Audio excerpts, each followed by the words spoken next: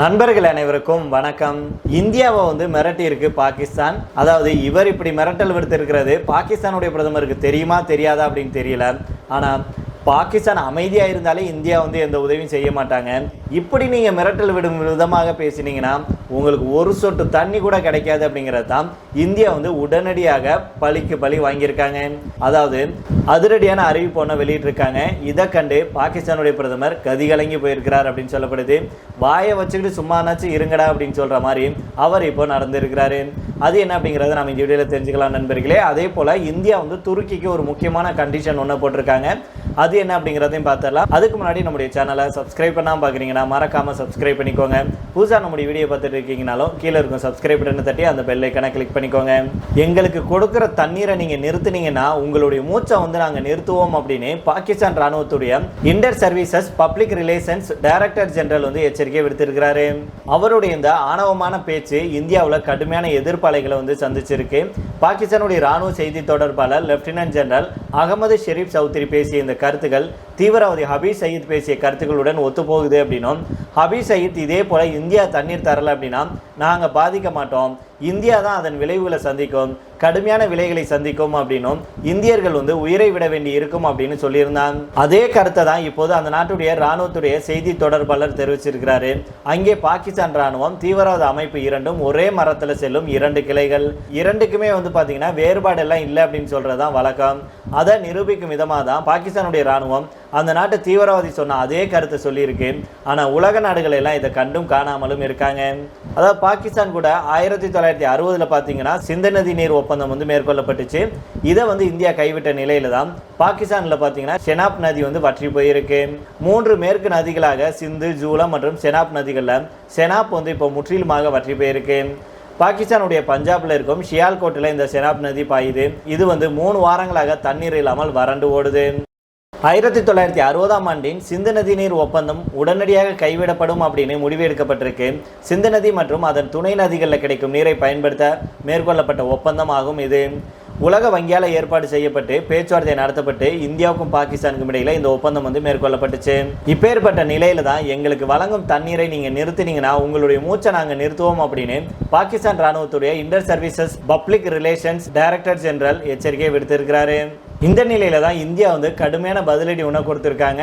அதாவது இந்தியாவுடைய அதிகாரத்தின் கீழ் வரும் நதிகள்ல இருந்து பாகிஸ்தானுக்கு தண்ணீர் கிடைக்காது அப்படின்னு பிரதமர் நரேந்திர மோடி அவர்கள் திட்டவட்டமாக சொல்லியிருக்கிறாரு. தண்ணீர் வளங்களை பகிர்ந்து கொள்வது பற்றி கலந்து ஆலோசிக்க பாகிஸ்தான் தயாராக இருப்பதாக அந்த நாட்டுடைய தலைமை சட்ட அதிகாரி தெரிவிச்சிருந்தாரு. இந்த நிலையில தான் பாகிஸ்தான் பயங்கரவாதத்தை நிறுத்தும் வரைக்கும் சிந்து நதி நீர் வழங்கப்படாது அப்படின்னு இந்திய அரசு திட்டவட்டமாக தெரிவிச்சிருக்காங்க. பஹல்காம் தாக்குதலை தொடர்ந்து போர் பதற்றம் ஏற்பட்டதுனால சிந்து நதி நீர் ஒப்பந்தத்தை இந்தியா தற்காலிகமாக நிறுத்தி வச்சாங்க. ஆனால் முழுமையாக ரத்து செய்யப்படலை. 2 நாடுகளும் பேச்சுவார்த்தைகளை தொடர வேண்டிய கட்டாயத்தில் இருக்காங்க. இந்த நிலையில தான் பாகிஸ்தானுடனான சிந்து நதி நீர் ஒப்பந்தத்தை இந்தியா ரத்து செஞ்சிருக்கு. அது மட்டும் இல்லாமல் பாகிஸ்தான் பயங்கரவாதத்தை நிறுத்தும் வரைக்கும் சிந்து நதி நீர் வழங்கப்படாது அப்படின்னு மீண்டும் நம்முடைய இந்திய அரசு திட்டவட்டமாக தெரிவிச்சிருக்காங்க. இது தொடர்பாக இந்திய வெளியுறவுத்துறை செய்தி தொடர்பாளரான ரந்தீப் ஜெய்ஸ்வால் அவர்கள் செய்தியாளர்கள்ட்ட என்ன சொல்றாருன்னா, எல்லை தாண்டிய பயங்கரவாதத்துக்கு பாகிஸ்தான் நம்பகத்தன்மையுடனும் மீண்டும் தொடராத வகையிலையும் தன்னுடைய ஆதரவை நிறுத்தும் வரைக்கும் சிந்து நதி ஒப்பந்தம் நிறுத்தி வைக்கப்படும் அப்படின்னு அவர் சொன்னாரு. அதே போல பிரதமர் அவர்கள் சொன்னது போலதான் ரத்தமும் தண்ணீரும் ஒன்றாக பாய முடியாது. காஷ்மீர் தொடர்பான எந்த இருதரப்பு பேச்சுவார்த்தையும் நடப்பதனால அது சட்டவிரோதமாக ஆக்கிரமிச்சிருக்கும் காஷ்மீர்லேருந்து பாகிஸ்தான் வெளியேறுவது தொடர்பாக மட்டும்தான் பேசப்படும் அப்படின்னு தெரிவித்தார். அதனால் இந்த உருட்டல் மிரட்டலுக்கு எல்லாம் இந்தியா பயப்படாது. நீங்கள் மிரட்டி பார்த்தீங்க, அதுக்கான விளைவுகளை சந்திச்சிங்க. இந்தியா தாக்குனது பத்தாதா, இந்தியா கிட்ட அடி வாங்கினது பத்தாதா, அதனால் அடக்கி வாசிச்சிங்கன்னா ஏதாவது ஒன்று முடிவுக்கு வரும். இல்லை அப்படின்னா தண்ணியே இல்லாமல் நீங்கள் சாக வேண்டியதான் அப்படிங்கிற அளவுக்கு இந்தியர்கள் பலரும் பேசிட்டு வராங்க. இதே வேளையில் சற்றுமுன் நம்ம இந்த வீடியோ பேசிகிட்டு இருக்கும்போதே நமக்கு ஒரு செய்தி கிடச்சிருக்கு நண்பர்களே. இதைத்தான் எதிர்பார்த்தோம் அப்படின்னு இந்தியா ஒரு அதிரடியான முடிவை எடுத்திருக்காங்க. பாகிஸ்தானுடைய கழுத்தை நெரிக்கும் முடிவு அப்படின்னே சொல்லப்படுது. அது என்ன அப்படிங்கிறத தெரிஞ்சுக்கலாம். அதாவது பாகிஸ்தானுடைய கழுத்தை பொருளாதார ரீதியாக நெருக்கிறதுக்கு இந்தியா முடிவு செஞ்சிருக்கு. உலக வங்கியையும் தீவிரவாதத்திற்கு உலக நாடுகள் பணம் தருகிறதா அப்படிங்கிறத கண்காணிக்கும் ஃபினான்ஷியல் ஆக்ஷன் டாஸ்க் ஃபோர்ஸ் இருக்கு இல்லையா, FATF, அந்த அமைப்பையும் இந்தியா இதுக்காக நாட இருக்காங்க அப்படிங்கிற தகவல் கிடைச்சிருக்கு. இத்தனை காலம் ஃபினான்ஷியல் ஆக்ஷன் டாஸ்க் ஃபோர்ஸ் அமைப்பின் கிரே லிஸ்ட்டில் பாகிஸ்தான் வந்து இருந்துச்சு. அதாவது தீவிரவாதிகளுக்கு பாகிஸ்தான் பணம் தருகிறது அப்படிங்கிறதாக சந்தேகிக்கப்படும் லிஸ்ட்டில் தான் பாகிஸ்தான் இருந்துச்சு.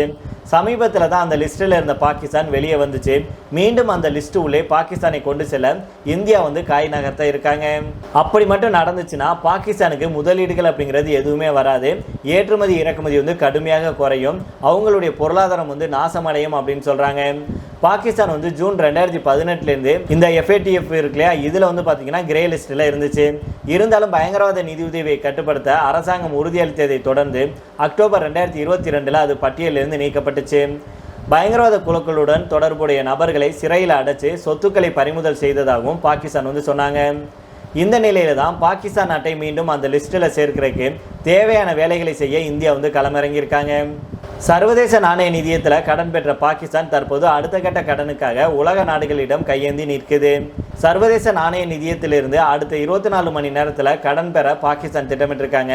ஆனால் பாகிஸ்தானுடைய தாக்குதல் காரணமாக அந்த நாட்டுக்கு கடன் கிடைக்காமல் போகலாம் அப்படிங்கிற தகவல் வெளியாயிருக்கு. பாகிஸ்தான் சர்வதேச நாணய நிதியத்தில் கடன் பெறுறது வழக்கம்தான். கடந்த 2 வாரத்துக்கு முன்னாடி அமெரிக்கா உள்ளிட்ட நாடுகளுடைய ஆதரவுடன் பாகிஸ்தான் IMF கிட்ட வந்து கடன் பெற்றாங்க. பாகிஸ்தான் தன்னுடைய பொருளாதாரத்தை மீட்டெடுக்கும் முயற்சியாக தங்களுக்கு 8500 கோடி ரூபாய் கடன் வேண்டும் அப்படின்னு IMF கிட்ட கேட்டிருந்தாங்க. இந்த வாக்கெடுப்பில் இந்தியாவால் எதிர்த்து வாக்களிக்க முடியாத நிலை இருந்துச்சு. இதனால் இந்த வாக்கெடுப்பில் கலந்து கொள்ளாமல் இந்தியா வந்து புறக்கணிச்சாங்க. இதனை அடுத்து தங்களுக்கு உடனடியாக 8500 கோடி ரூபாய் கடன் வழங்க IMF வந்து ஒப்புதல் அளித்து விட்டதாக பாகிஸ்தான் அரசு தெரிவிச்சிருந்தாங்க. இதுக்கு வந்து அதிக நிதியை வழங்கும் அமெரிக்கா பாகிஸ்தானுக்கு ஆதரவாக நிதி வழங்க ஒப்புக்கொண்டு வாக்களித்தாங்க. இதன் காரணமாக தான் இந்தியாவின் 500 கோடி நிதி உள்பட 8500 கோடி ரூபாய் பாகிஸ்தானுக்கு வழங்கப்படும். சர்வதேச நாணய நிதியத்தில் கடன் பெற்ற பாகிஸ்தான் தற்போது அடுத்த கட்ட கடனுக்காக உலக நாடுகள்கிட்ட கையேந்தி நிற்க இருக்கு. 2024-25 நிதியாண்டில் பாகிஸ்தானுடைய பொருளாதாரம் வெறும் 2.68% மட்டும்தான் வளர்ச்சி அடைஞ்சிருக்கு. இது அதனுடைய இலக்கான 3.6 விட குறைவு. இந்த நிலையில தான் பாகிஸ்தானுக்கு உலக வங்கி வந்து கடன் தரக்கூடாது அப்படின்னு இந்தியா வந்து நெருக்கடி கொடுக்க இருக்காங்க. மேலும் இந்திய அரசாங்கம் தன்னுடைய ஏமாற்றத்தை நேரடியாக IMF நிர்வாக இயக்குனர் கிறிஸ்டியானா ஜார்ஜாவிடம் தெரிவித்தது மட்டும் இல்லாமல் போர் போன்ற சூழ்நிலையில் இந்த பண உதவி எவ்வாறு அங்கீகரிக்கப்பட்டது அப்படின்னு கேள்வி எழுப்பியிருக்காங்க.